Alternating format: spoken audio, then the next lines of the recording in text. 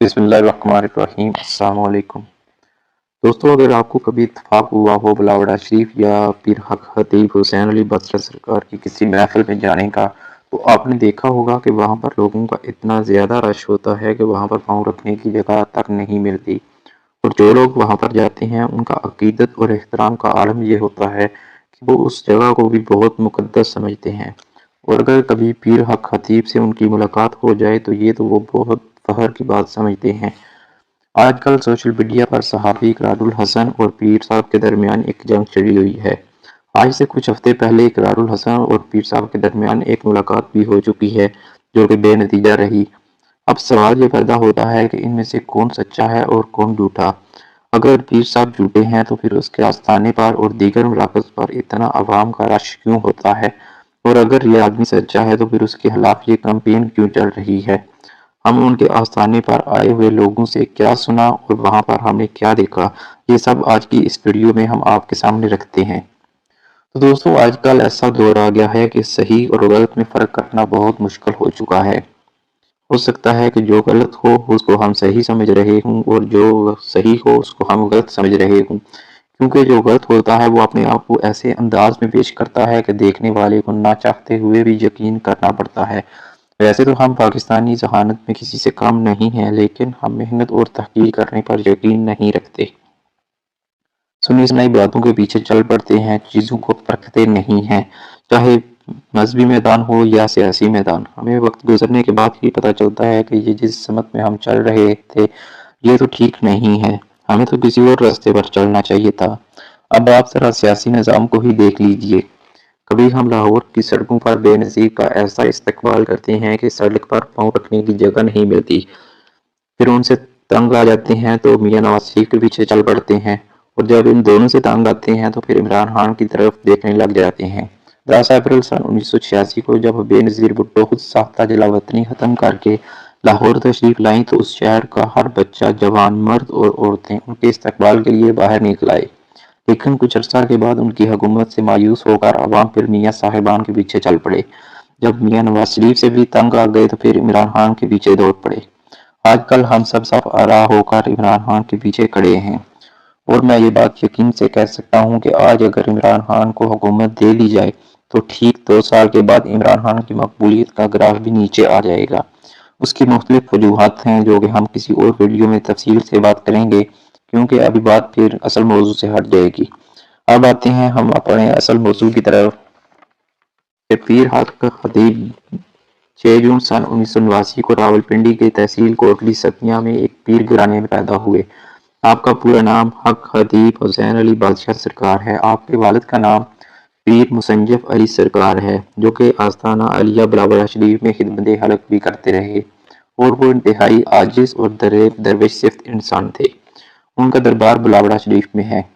پیر حق خطیب کے پاس بیماریوں اور پریشانیوں میں مبتلا لاکھوں لوگ آتے ہیں اور ان سے دم کرواتے ہیں۔ ان کے 2 مراکز ہیں جہاں پر وہ اپنے مریدین کو دم کرتے ہیں، ایک بلاوڑہ شریف اور دوسرا مرکز کلر سیدہ میں ہے۔ ان کے دم کرنے کی ویڈیوز اکثر سوشل میڈیا پر وائرل ہوتی ہیں، کبھی وہ کسی مریض کے منہ سے خون نکال رہے ہوتے ہیں تو کبھی وہ کسی معذور آدمی کو ویل چیئر سے اٹھاتے ہوئے نظر آتے ہیں۔ ایسے میں ایک طرف تو ان کی مقبولیت میں بے پناہ اضافہ ہوتا جا رہا ہے، اور دوسری طرف ان کے مخالفین ان پر سوشل میڈیا کے تھرو خوب تنقید کرتے ہوئے بھی دکھائی دیتے ہیں۔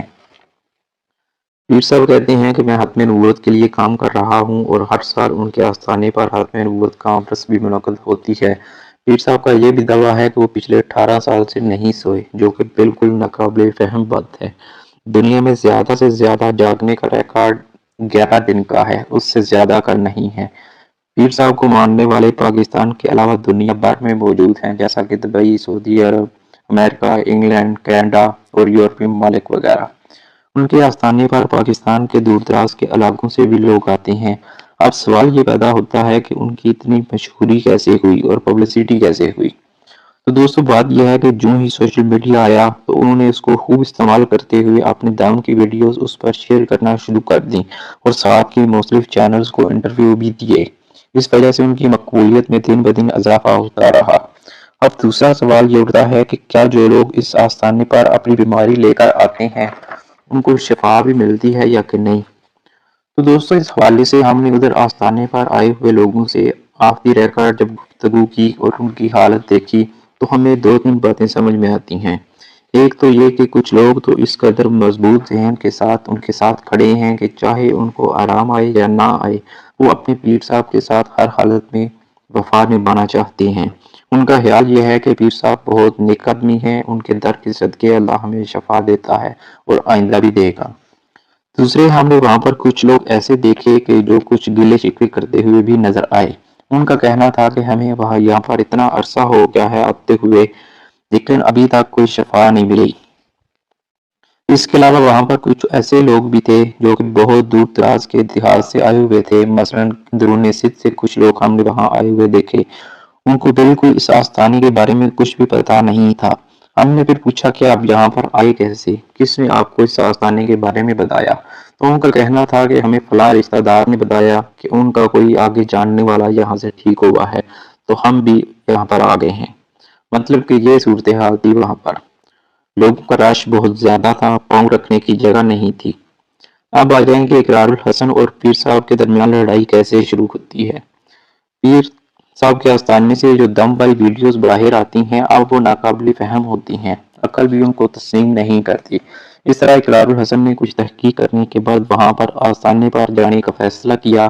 اب یہ الگ بات کہ وہ ملاقات اتنے ہجوم میں ہوئی اور اس کا کوئی نتیجہ سامنے نہیں آ سکا۔ اس کے بعد اقرار الحسن نے دوبارہ 24 مارچ کو کلر سیداں ان کے آستانے پر جانے کا فیصلہ کیا اور پھر یہ ادھر گئے بھی، لیکن 24 مارچ کو حق خطیب ادھر نہیں آیا اور ضلعی انتظامیہ کی طرف سے بھی اقرار الحسن کو وہاں جانے سے روک دیا گیا تاکہ کوئی تصادم نہ ہو۔ اب اقرار الحسن نے اعلان کیا ہے کہ وہ آئندہ اس کے خلاف تحریک چلائیں گے کیونکہ یہ پیر صاحب حق خطیب جو ہیں یہ دین کو بدنام کر رہے ہیں۔ آپ کی نظر میں پیر صاحب ٹھیک ہیں یا غلط؟ آپ کی ان کے بارے میں کیا رائے ہے؟ کمنٹ باکس میں لازمی ہمیں بتائیے گا۔ پنجاب ٹی وی کو سبسکرائب کیجیے اور ہماری ویڈیو کو لائک اور شیئر بھی کیجیے۔